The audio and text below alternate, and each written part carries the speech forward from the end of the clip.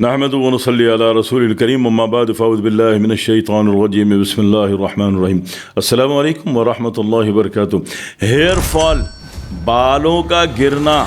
بال ہوتے ہیں نا پیارے پیارے سے، وہ گرنا شروع ہوگا، بچیاں ڈر جاتی ہیں کہ اللہ میں گنجی نہ ہو جاؤں۔ بچیوں کا سب سے زیادہ ڈر گنجے ہونے سے، مردوں کو تو نہیں ہوتا، مرد تو ہوتے ہی گنجا ہے، ٹھیک ہے نا، شادی ہوتے ہی گنجا ہو جاتا ہے، تو یا زیادہ مصروفیات ہوتی ہیں تو بھی بنجا گندا ہو جاتا ہے، یا اس کا کام اکاؤنٹس کا ہے، اسی طرح بینک کاری میں کیلکولیشن کا کام زیادہ ہے تو اس میں بھی اس کے بال اڑ جاتے ہیں، ٹھیک ہے۔ جب وہ سارا فوکس، پوری باڈی کا فوکس دماغ پر ہوگا تو اس سے بال اڑنا شروع ہو جائیں گے۔ تو نہیں اڑے آپ کے بال، تو اس کا آسان طریقہ تو یہ تھا کہ آپ سرسوں کا تیل لگانے کی عادت رکھتے، روزانہ رات کو سرسوں کا تھوڑا سا تیل لگایا، صبح نہا لیا، آسان کام ہو جاتا، ٹھیک ہے۔ اور جن کا کام دماغی ہے، جس طرح ایزی پیسے، جیز کیش والے ہوتے ہیں، ان کے بال آپ دیکھو بہت جلدی اڑ جاتے ہیں، کیونکہ ہر وقت دماغ 24 72 399 30 300 24 45 753 یہ سب کرتے رہتے ہیں نا وہ، تو نتیجے میں ان کے دماغ پہ بھی خشکی زیادہ ہوتی ہے، ان کی نیندیں بھی اڑ جاتی ہیں اور ان کے بال بھی جلدی گر جاتے ہیں۔ تو یہ فزیکل وجوہات ہیں۔ کچھ لوگ کہتے ہیں نہیں جی ہمارا ڈی این اے، ہمارے باپ دادا، نانا دادا پردادا سب گنجے تھے، سب بکواس بات ہے، کوئی ڈی این اے وین اے نہیں ہوتا، سب جھوٹ ہے، ٹھیک ہے، ایسی کہانی فٹ کر دی۔ اگر آپ سمجھتے ہیں کہ یہ مرض ہمارے خاندان میں نسلی نحوست یہ چلی آ رہی ہے تو اس کو روک دیجئے تاکہ آپ کی آگے اولاد میں وہ نہ جائے، ٹھیک ہے۔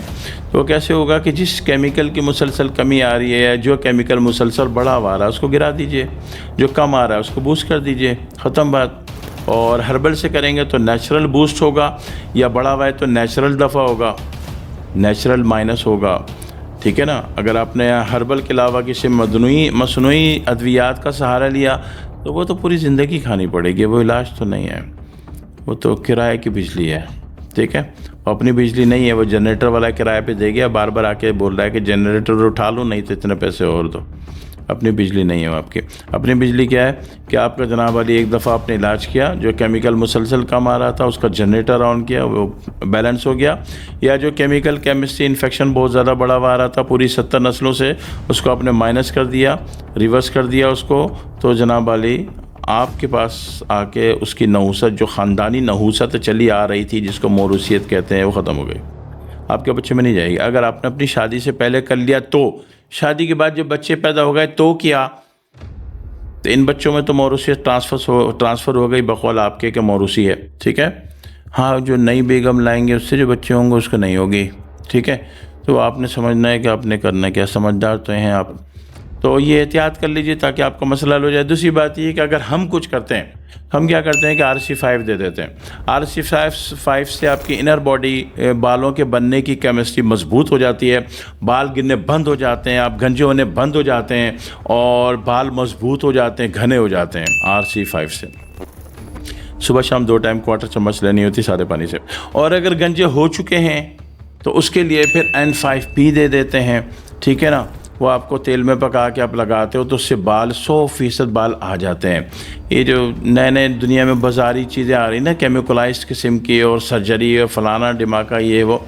میں اس سے زیادہ بہتر سمجھتا ہوں کہ ہربل طریقے سے بال دوبارہ اگا لیے جائیں۔ ایک بال اگنے کی اور گروتھ کرنے کی کیمسٹری بنائی آپ نے، RC5 لے لی، اور گنج پن کو ختم کرنے کے لیے N5P لے لی، آپ کا کام ہو گیا۔ نہ مصنوعی طریقے پہ جاؤ، نہ مصنوعی علاج میں جاؤ، نہ ہر سال اس کے انجیکشن لگاؤ، ہر سال وگ گری جا رہی ہے، وگ اترے جا رہی ہے، وگ لگائی تھی کالی، وہ ہو گئی سفید تھی، براؤن ہو گئی، نیلی ہو گئی، پیلی ہو گئی، ٹھیک ہے نا۔ بیگم نے جناب علی بولا سالن گرم کر دو، سالن گرم کرنے گئے، آگ کا شعلہ اٹھا، پوری وگ کے بال ہی پگھل گئے، ٹھیک ہے، عجیب سے ہو گئے، چمگادڑ کی طرح منہ۔ تو اس سے بچت ہو جاؤ گے جب اپنی نیچرل چیز ایکٹیو کر لو گے۔ تو بال گرنے کے معاملات میں نے آپ کو بتا دیے کہ سب سے پہلے وجہ بتائی کہ ان لوڈ جو ہے آتا ہے زیادہ برین پر، تو برین ان لوڈ ہو جائے تو اس سے بال گرنے شروع ہو جاتے ہیں۔ اور دوسری بات یہ ہے کہ آپ کو کبھی بھی کسی بھی کام کے کرنے میں پسینہ بہت زیادہ آ جائے تو نہائے بغیر نہیں سونا ہے، ٹھیک ہے۔ یہ پسینہ جو ہے نا پورا تیزاب ہوتا ہے، اس میں یوریا ہوتا ہے، یورک ایسڈ ہوتا ہے، بلڈ یوریا ہوتا ہے، کریٹینائن ہوتا ہے، SGPT ہوتا ہے، SGOT ہوتا ہے، ALT ہوتا ہے، بلی روبن ہوتا ہے، 11 تیزاب کا مجموعہ ہوتا ہے آپ کا پسینہ۔ تو کوشش کریں کہ جب بھی پسینہ آ گیا ہے تو اس کے بعد نہا لیں، بے شک نیم گرم پانی سے نہا لیں، میں ٹھنڈے پانی سے نہیں نہلا رہا آپ کو، نہیں نہانے کو کہہ رہا، لیکن یہ ہے کہ نہانا ضرور ہے۔ ٹھیک ہے، ورنہ یہ تیزاب ایسڈ باڈی کو نقصان پہنچاتا ہے، اور یہ ایسڈ باڈی کو کبھی اتنا نقصان پہنچا دیتا ہے کہ باڈی کے ٹیشو ڈیڈ ہونا شروع ہو جاتے ہیں، پھر بندے کو اسکن کی جلدی بیماریاں ہو جاتی ہیں اور ہزاروں عجیب بیماریاں ہو جاتی ہیں۔ تو ان سے بچنے کا طریقہ ہے کہ جب بھی کسی مہم کے دوران، کسی اسٹرگل کے دوران، کسی مومنٹ کے بعد اگر آپ دیکھتے ہیں کہ آپ کو پسینہ آیا ہے تو آپ نہا لیجئے، فائدے میں رہیں گے انشاءاللہ۔ ٹھیک ہے، یہ بالوں سے لے کے پوری اسکن تک کا مسئلہ آپ کے حضور میں رس کر دیا۔ معاملے کو غور کیجیے گا، سمجھیے گا، پوائنٹ بنا کے لکھیے گا، پھر اس پر عمل کیجیے گا۔ والسلام علیکم ورحمۃ اللہ وبرکاتہ۔